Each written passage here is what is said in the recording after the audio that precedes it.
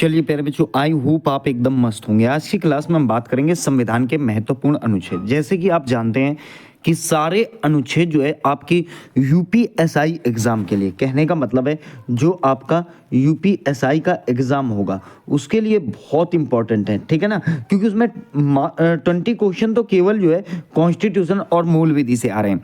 तो यहाँ पर हमने बात की है जितने भी आर्टिकल्स हैं उनसे संबंधित सारे क्वेश्चन। तो आप ये समझ लो ना कुछ तो 3 से 4 प्रश्न आपको आर्टिकल से मिल ही जाएंगे। सारे अनुच्छेद हम ट्रिक के माध्यम से करा देंगे, ठीक है। देखिए, अगर बात करें तो सबसे पहले संविधान, दूसरे नंबर पर आपको भाग दिख रहा होगा और तीसरे नंबर पर आपको अनुच्छेद दिख रहे होंगे। अगर मूल संविधान की बात करें तो 22 भाग थे और अनुच्छेदों की संख्या जो थी वो आपके 395 थी।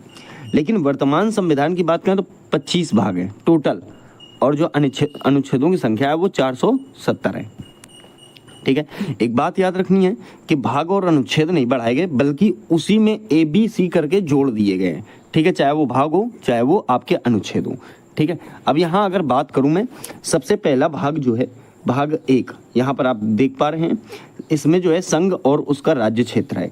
ये कितने आर्टिकल हैं इसमें 4 आर्टिकल हैं। कहने का मतलब है 1 से 4 तक जाते हैं। सबसे पहले आर्टिकल की अगर बात करें अर्थात अनुच्छेद की बात करें तो अनुच्छेद पहला क्या कहना चाहता है, भारत जो है राज्यों का एक संघ है अर्थात यूनियन है। भारत जो है राज्यों का एक संघ है। सिर्फ राज्यों का संघ ही नहीं है प्यारे बच्चों, बल्कि उसका जो नाम है वो दर्शाया गया है। आगे बात करें अनुच्छेद 2 आर्टिकल 2, संसद द्वारा नए राज्यों का प्रवेश है इसमें, अर्थात नए राज्यों का प्रवेश या स्थापना कह सकते हो। उदाहरण के तौर पर यहाँ पर आप देखिए, जैसे सिक्किम है 16 मई 1975 को ये भारत में जो है शामिल हुआ था, ठीक है। ये बात आपको ध्यान रखनी है। अनुच्छेद 3 जो है, अनुच्छेद 3 ये राज्यों के नाम सीमा क्षेत्र में परिवर्तन करने की क्षमता रखता है, अनुच्छेद 3। वहीं अगर 4 बताएं, अनुच्छेद 4 तो इसमें मैंने बताया नहीं है, लेकिन आप ऐसे समझ सकते हो कि अनुच्छेद 4 जो है वो अनुच्छेद 2 और अनुच्छेद 3 के अधीन बनाई गई विधियों को दर्शाता है, ठीक है। उसमें जो विषय हैं, जो उपबंध हैं, उनको दर्शाता है, ठीक है। तो इतना इंपॉर्टेंट नहीं है, 3 बहुत ज़्यादा इंपॉर्टेंट है, ठीक है। आगे बात करेंगे। चलिए पहले बच्चों बात करेंगे भाग 2 की। तो भाग 2 में क्या आता है, आपका नागरिकता आती है। इसमें आर्टिकल जो काम करते हैं वो 5 से 11। मैंने आपको ऊपर कितना बताया, संघ एवं राज्य क्षेत्र, उसमें आर्टिकल जो काम कर रहे थे वो 1 से 4 तक, लेकिन यहाँ पर कितना 5 से 11 तक, ठीक है।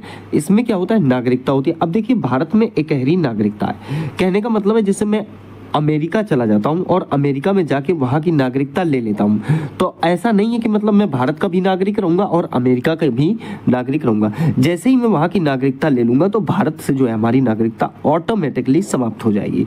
तो आप ऐसा कह सकते हो कि एकहरी नागरिकता है। कहाँ से लिया गया है प्यारे बच्चों, तो नागरिकता जो है ये आपका ब्रिटेन से लिया गया है। कहाँ से लिया गया है, ब्रिटेन से लिया गया है। भारतीय नागरिकता अधिनियम 1955 में अब तक जो है आपका 6 बार संशोधन भी हो चुका है, ठीक है। तो ये भी आपको ध्यान रखना है।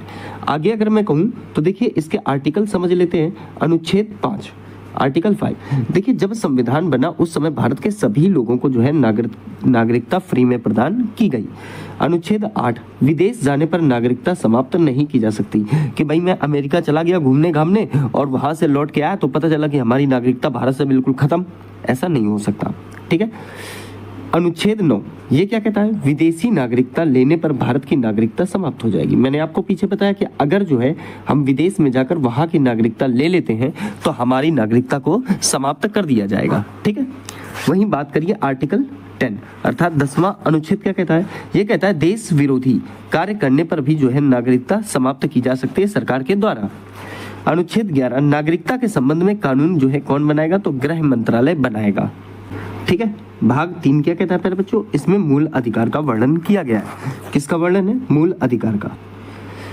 ये आपके आर्टिकल 12 से 35 तक, ठीक है। इसके पीछे मैंने आपको क्या बताया, भाग 2 में नागरिकता थी, उसमें 5 से 11 तक थे, और भाग 3 जो है प्यारे बच्चों ये आपका मूल अधिकार है, ठीक है। और इस मूल अधिकार को आप जो है मौलिक अधिकार भी कह सकते हो। ये जरूरी नहीं कि मूल अधिकार ही बोलो, इसे ही मौलिक अधिकार भी कहा जाता है। देखिए अगर बात करें तो इसे यूएसए के संविधान से लिया गया है। कहाँ से लिया गया है, तो यूएसए के संविधान से जो है इसको लिया गया है। आगे देखिए, अगर बात करें तो अनुच्छेद 13 जो है अल्पीकार से संबंधित है। किससे संबंधित है? अल्पीकार से। वहीं अगर बात करें तो समानता का अधिकार जो है, समानता का अधिकार जो है वो 14 से 18 तक आर्टिकल उसके कार्य करते हैं। समानता के अधिकार में 14 से 18 तक आर्टिकल जो है कार्य करते हैं। प्यारे बच्चों, एक बात और समझ लीजिए, जैसे कि यहाँ पर आप देखिए, एक ये देख रहे हैं जैसे कि, तो यहाँ पर आपको क्या दिखाई दे रहा है कि जो हमारे मौलिक अधिकार हैं, जो हमारे मौलिक अधिकार हैं उनकी संख्या जो है प्यारे बच्चों वो कितनी है? तो उनकी संख्या जो है वर्तमान में 6 है, लेकिन पहले 7 थी। देखिए, अगर सबसे पहले बात करें तो समानता का अधिकार ये आपका आर्टिकल जो है 14 से 18 तक जाता है। उसके बाद स्वतंत्रता का अधिकार 19 से 22 तक, फिर जो है शोषण के विरुद्ध अधिकार 23 से 24 में, धार्मिक स्वतंत्रता का अधिकार जो है 25 से 28 में, संस्कृति व शिक्षा का अधिकार जो है प्यारे बच्चों 29 से 30 में है। 31वां जो था वो संपत्ति का अधिकार था, जिसे निरस्त कर दिया गया। संवैधानिक उपचारों का अधिकार आर्टिकल 32 में है। इनमें एक एक का हम अध्ययन डीपली तरीके से करने वाले हैं, ठीक है। जैसे कि यहाँ पर आप देख पा रहे थे कि समानता का अधिकार मैंने बताया आर्टिकल 14 से 18 तक है। इसमें सबसे पहले आर्टिकल 14 देख लीजिए, ठीक है। विधि के समक्ष समानता, कहने का मतलब है जो है आपका कानून है, इसका आपको ये जो है आपको फ्री में संरक्षण प्रदान करेगा, ठीक है। कोई इसका कॉस्ट नहीं जाता, ठीक है। जैसे कि मतलब आप के लिए जिस प्रदेश से हो वहाँ के लिए अलग अलग नंबर लॉन्च किए जाते हैं। जैसे अगर उत्तर प्रदेश की बात करें तो पहले 100 नंबर था, फिर 112 नंबर। अगर कोई आपको इमरजेंसी पड़ जाती है तो आप 112 नंबर को डायल कर दीजिए, पुलिस तत्काल आपके पास आ जाएगी। तो ये जो है आर्टिकल 14 कहता है कि कानून का समान संरक्षण रहेगा आप पर। वहीं बात करें तो अनुच्छेद 15, देखिए, जाति, धर्म, लिंग, जन्म स्थान पर भेदभाव नहीं किया जा सकता किसी भी व्यक्ति पर, कि भाई ये निचली कास्ट का है तो ये काम नहीं कर सकता, ठीक है। अनुच्छेद 17 क्या कहता है?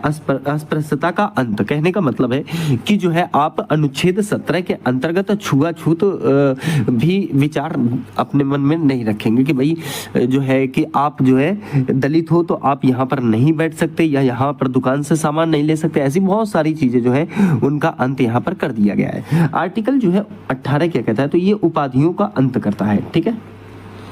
कहने का मतलब आप ऐसा कह सकते हो कि कोई राज्य है अगर, तो सैन्य या शैक्षणिक सम्मान के अलावा किसी को कोई उपाधि नहीं दे सकता। भारत का कोई भी नागरिक विदेशी राज्य से उपाधि जो है नहीं स्वीकार कर सकता, ठीक है। जो व्यक्ति भारत का नागरिक नहीं है वह राज्य के अधीन किसी पद पर रहते हुए राष्ट्रपति के अनुमति के बिना विदेशी राज्य से कोई उपाधि नहीं ले सकता, ठीक है। तो उपाधियों का ऐसे अंत कर दिया गया था, ठीक है। चलिए प्यारे बच्चों, अगला देख लेते हैं। देखिए भाग 3 जो है, भाग 3 मूल अधिकार, अगला इसमें देखिएगा आप, तो इसमें है स्वतंत्रता का अधिकार, ठीक है। कौन सा है? तो स्वतंत्रता का अधिकार है प्यारे बच्चों, आर्टिकल 19 से 22 तक, ठीक है। अब देखिए यहाँ अगर बात करें तो अनुच्छेद 19 क्या कहता है? सभी तरह की स्वतंत्रता है, लेकिन कौन सी, कौन कौन सी है स्वतंत्रता हमें? देखिए, अभिव्यक्ति की स्वतंत्रता, सभा करने की स्वतंत्रता, संगठन बनाने की स्वतंत्रता, घूमने की स्वतंत्रता, बसने की स्वतंत्रता, संपत्ति खरीदने का अधिकार और व्यवसाय करने की जो है स्वतंत्रता। तो आप ऐसा कह सकते हो, ठीक है। वहीं अगर बात करें प्यारे बच्चों आर्टिकल 20 पे, अर्थात अनुच्छेद 20 पे, तो इसमें 3 स्वतंत्रता आपको दी गई है, ठीक है। कौन सी? एक गलती की एक ही सजा होगी, ठीक है। दूसरा क्या है? सजा वर्तमान कानून के आधार पर दी जाएगी। कहने का मतलब है ऐसा नहीं है कि किसी अपराध के लिए भूत लक्ष्य अर्थात घटना के बाद बने कानून, पहले किसी को दे दी गई 5 साल की सजा किसी केस में, उसने कोई गलती कर दी, अब बाद में कानून बन गया कि अब इसमें होगी 10 साल की सजा। तो पता चले पहले तो वो 5 साल की काट ही रहा था, बाद में उससे ये कह दिया जाए कि भाई ऐसा है कि अब तुझे 5 साल और काटनी पड़ेगी क्योंकि कानून बदल गया है। ऐसा नहीं है, ठीक है। तो ऐसा भी नहीं हो सकता है, ठीक है। आगे आ जाओ, बात करेंगे आर्टिकल 21 की, प्राण एवं दैहिक स्वतंत्रता, ठीक है, और निजता का अधिकार। आप ऐसा कह सकते हो कि यह अधिकार जो है भारतीय संविधान के अनुच्छेद 21 में दिया गया है। यह एक मूल अधिकार है। इस अधिकार के तहत किसी व्यक्ति को उसके प्राण या दैहिक स्वतंत्रता में सिर्फ कानून के जरिए ही वंचित किया जा सकता है। ये अधिकार नागरिकों और विदेशियों दोनों पर जो है लागू होता है। इस अधिकार के तहत किसी व्यक्ति के जीवन में किसी और व्यक्ति का जबरदस्ती दखल नहीं किया जा सकता, ठीक है। तो ये बात आपको ध्यान रखनी है। वही बात करें तो देखिए अगला आर्टिकल है आपका 21 का, इसमें 6 से, तो इसमें जो है 6 से 14 वर्ष के बच्चों को निःशुल्क शिक्षा का प्रावधान है। अगला देखिए प्यारे बच्चों, अगला देखिए धार्मिक स्वतंत्रता का अधिकार। ये जो है आर्टिकल 25 से 28 तक जाता है।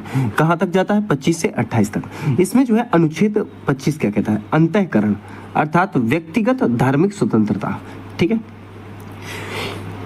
इसके अंतर्गत आप जो है सभी लोगों को धर्म की आज़ादी का अधिकार है। ये अधिकार नागरिकों और गैर नागरिकों दोनों के लिए है। इस अनुच्छेद में अंतःकरण की आज़ादी और धर्म को मानने, आचरण करने और प्रचार करने का संपूर्ण अधिकार दिया गया है। वहीं बात करें अनुच्छेद 30, तो अल्पसंख्यकों का शिक्षण संरक्षण है। इसमें जितना भी अल्पसंख्यक है उनको जो है शिक्षा का पूर्ण संरक्षण दिया गया है। आर्टिकल जो है 32 संवैधानिक उपचारों का अधिकार है। देखिए, अगर इसकी बात करें तो भारतीय संविधान के अनुच्छेद 32 में मौलिक अधिकारों को लागू करने के लिए कानूनी उपचार का अधिकार दिया गया है। कौन सा? इसे ही आप कानूनी उपचार का अधिकार भी कह सकते हो और इसे ही जो है आप संवैधानिक उपचार का अधिकार भी कह सकते हो। ठीक है, इस अनुच्छेद के तहत सर्वोच्च न्यायालय और उच्च न्यायालय मौलिक अधिकारों के उल्लंघन की स्थिति में जो है आपको रिट जारी कर सकते हैं। ठीक है, अनुच्छेद 33 क्या कहता है? अर्थात आर्टिकल 33 मूल अधिकार को सीमित करना, राष्ट्रीय सुरक्षा के मुद्दों पर सेना और मीडिया।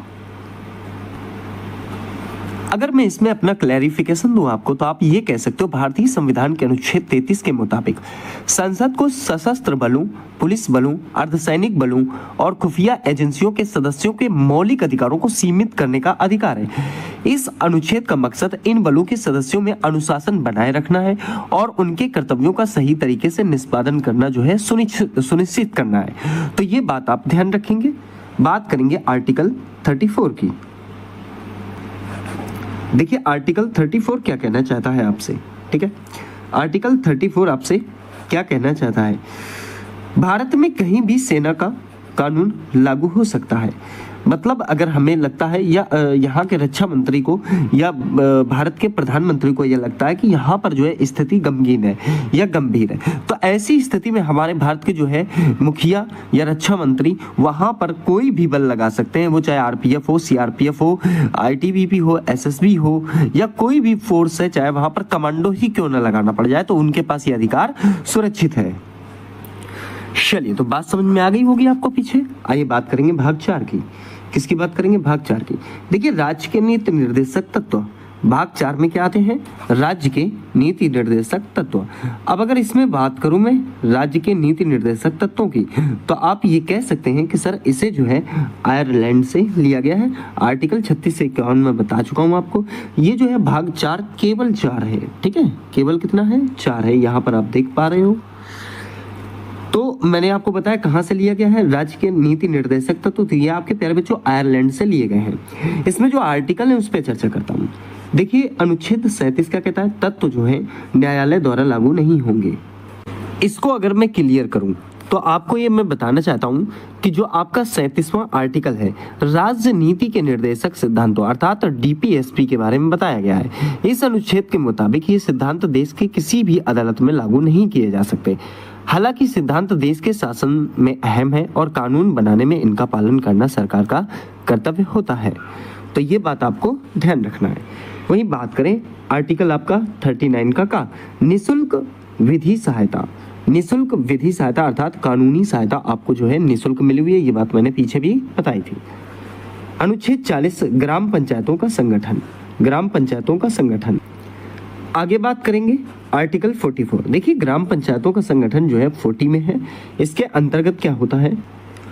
तो इसमें जो है भारतीय राज्य ग्राम पंचायतों को संगठित करने के लिए कदम उठाएगी ताकि उन्हें स्वशासन की इकाई के रूप में कार्य करने की शक्ति और अधिकार प्राप्त हो सके।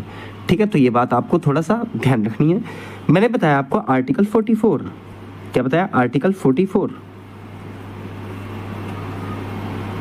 इसमें जो है समान सिविल संहिता है जो सबके लिए समान रहेगी। आर्टिकल 45 क्या कहता है? 6 वर्ष से कम आयु के बच्चों का स्वास्थ्य का जो है ध्यान रखना ये सरकार की जिम्मेदारी होगी।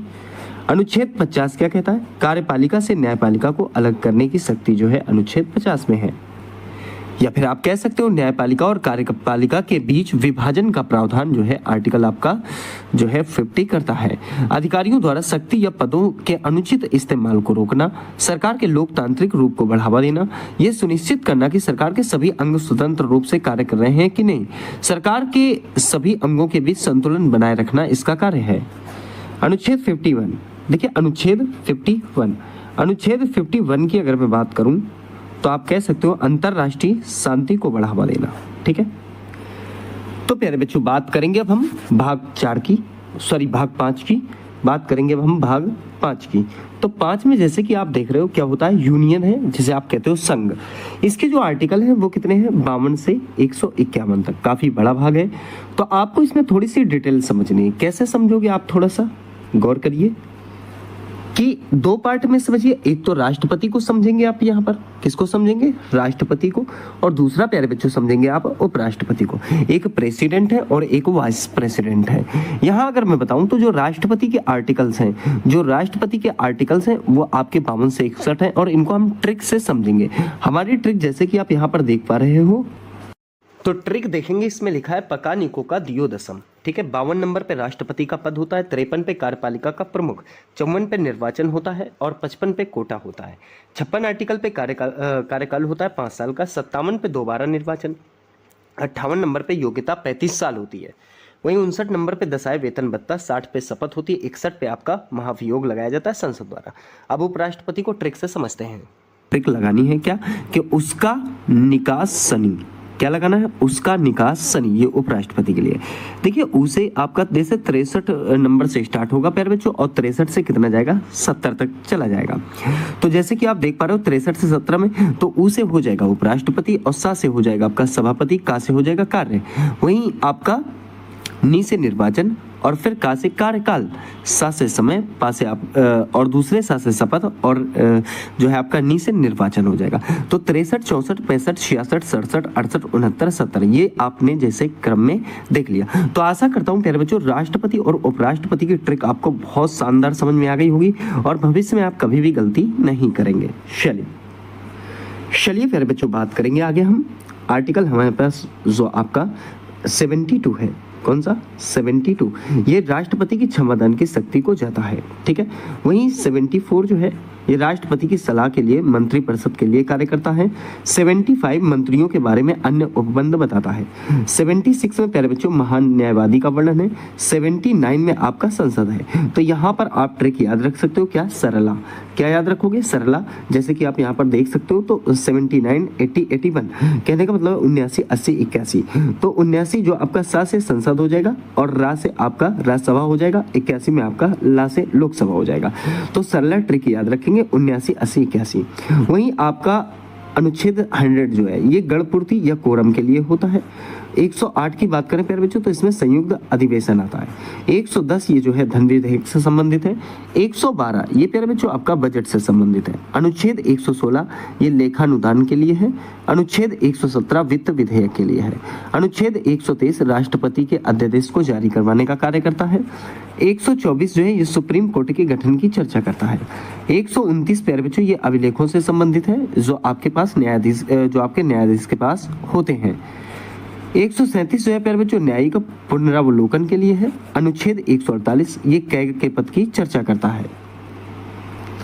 बात करेंगे प्यारे बच्चों अब हम थोड़ा सा भाग 6 की, जिसमें आपका राज्य आते हैं स्टेट 152 से 237 तक। इसमें सबसे पहले हम बात करेंगे राज्यपाल की। किसकी बात करेंगे? राज्यपाल की। तो आप ये कह सकते हो कि सर आर्टिकल 153 देखिए 52 से 237 तक मैंने बताया है, जो इंपॉर्टेंट है वो मैं आपको बता रहा हूँ। आर्टिकल 153 इसमें राज्यपाल का पद होता है। अनुच्छेद जो है 154 की बात करें तो राज्यपाल कार्यपालिका का प्रधान होता है, लेकिन कार्य जो है वो मुख्यमंत्री करता है।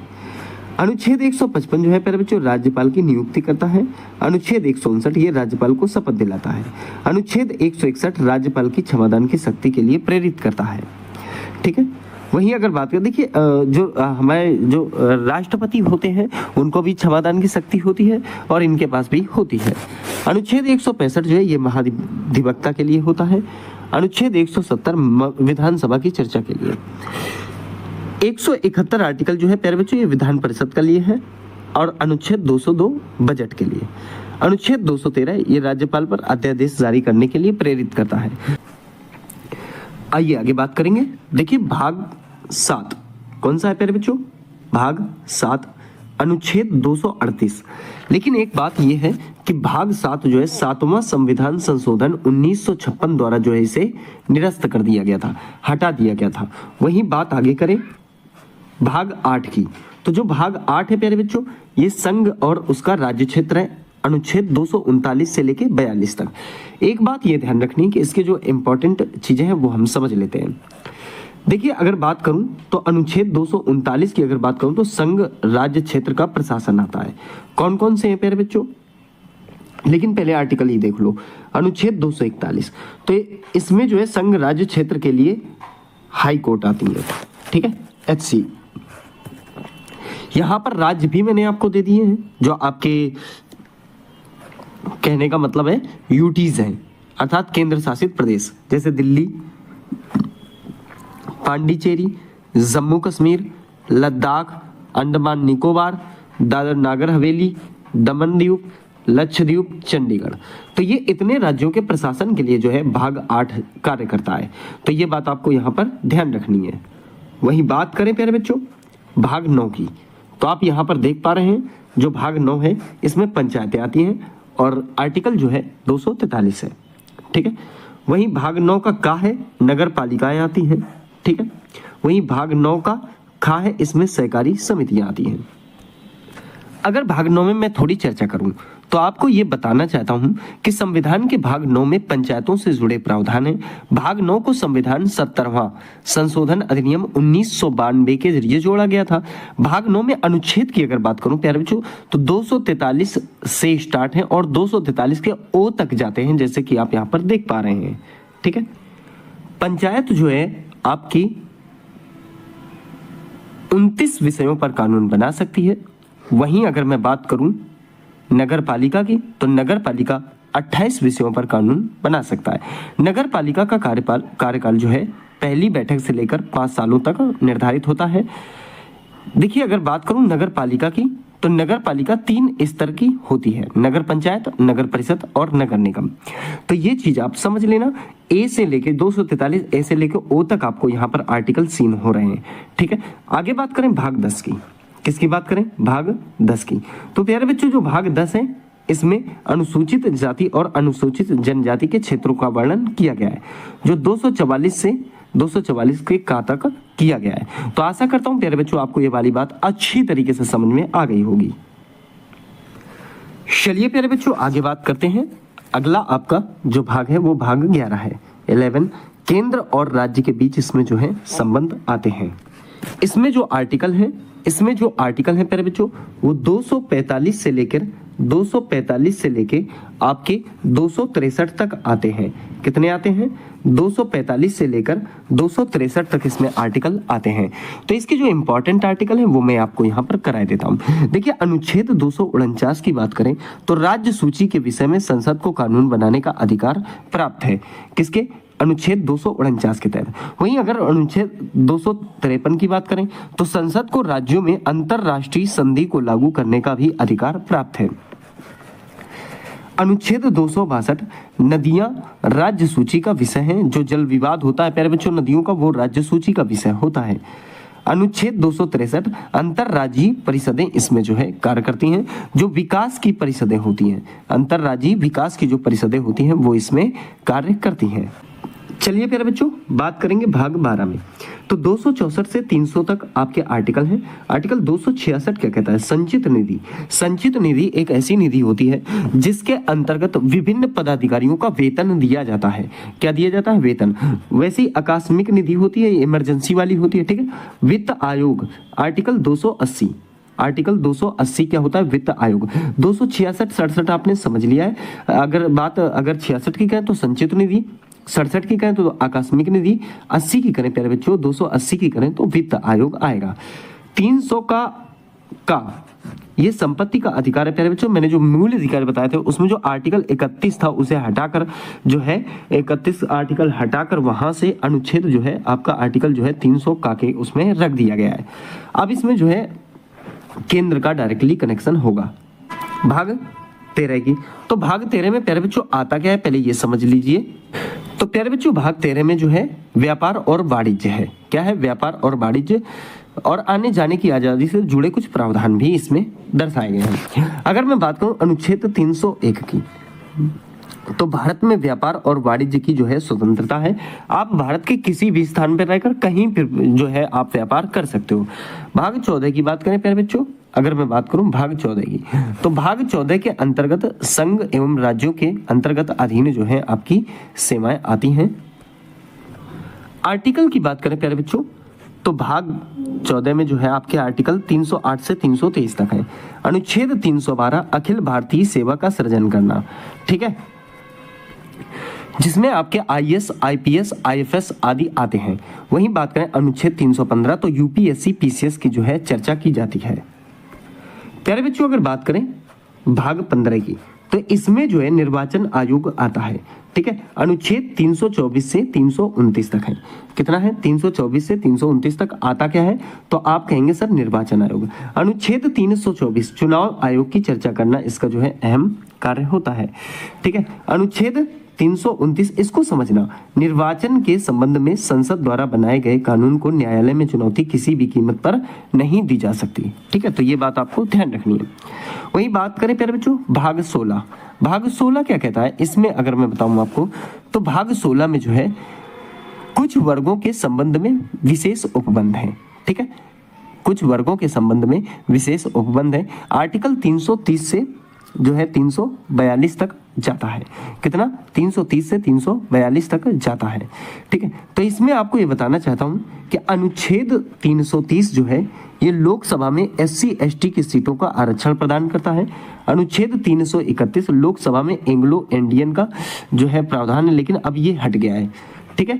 अनुच्छेद 332 में, अनुच्छेद 332 में विधानसभा, वीएस का मतलब क्या हुआ, विधानसभा में एससी एसटी की सीटों का आरक्षण है। अनुच्छेद 333 विधानसभा में एंग्लो इंडियंस का ये भी काम खत्म कर दिया गया है, ठीक है। वहीं अनुच्छेद 338 एससी आयोग, अनुच्छेद 338 में क्या है प्यारे बच्चों, एससी आयोग अर्थात शेड्यूल कास्ट राष्ट्रीय अनुसूचित जाति, राष्ट्रीय अनुसूचित जाति आयोग है, ठीक है।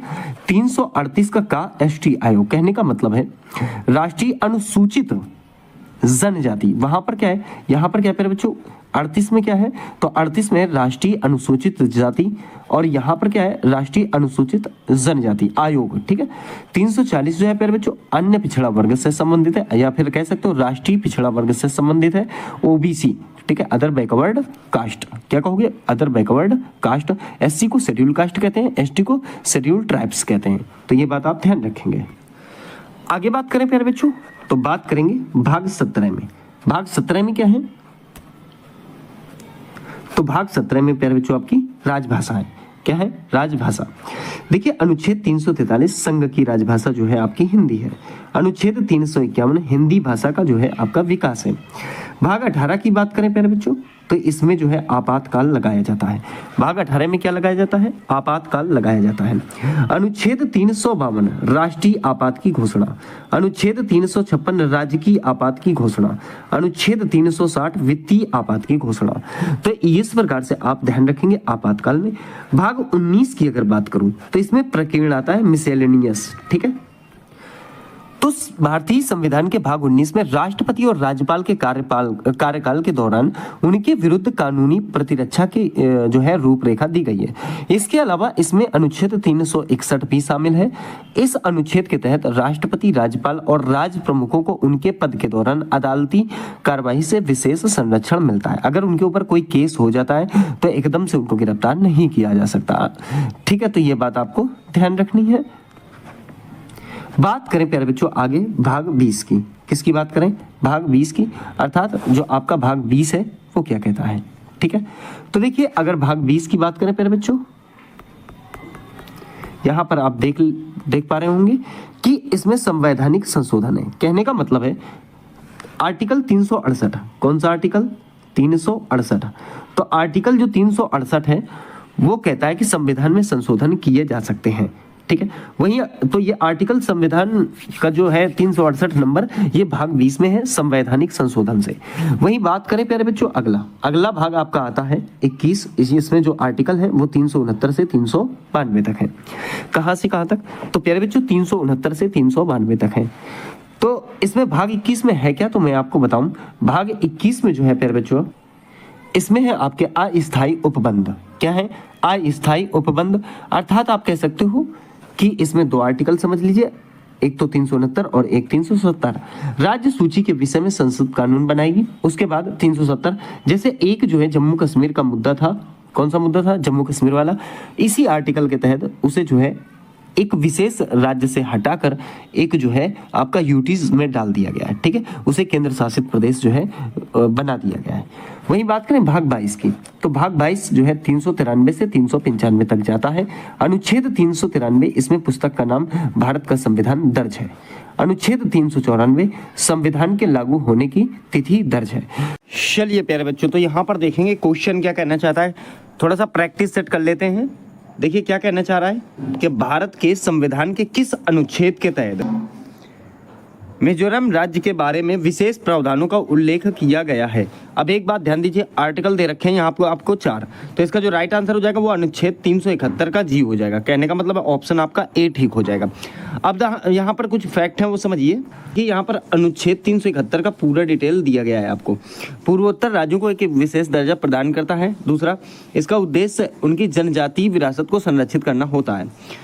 देखिए 371 का बी, 371 का सी, 371 का एफ और 371 का एच और 371 का जी जो मैंने आपको बता रखा है। 371 का बी जो है असम के लिए, 371 का सी जो है ये मणिपुर के लिए, 371 का एफ जो है ये सिक्किम के लिए और 371 का एच अरुणाचल प्रदेश के लिए और जी जो मैंने आपको बता रखा है।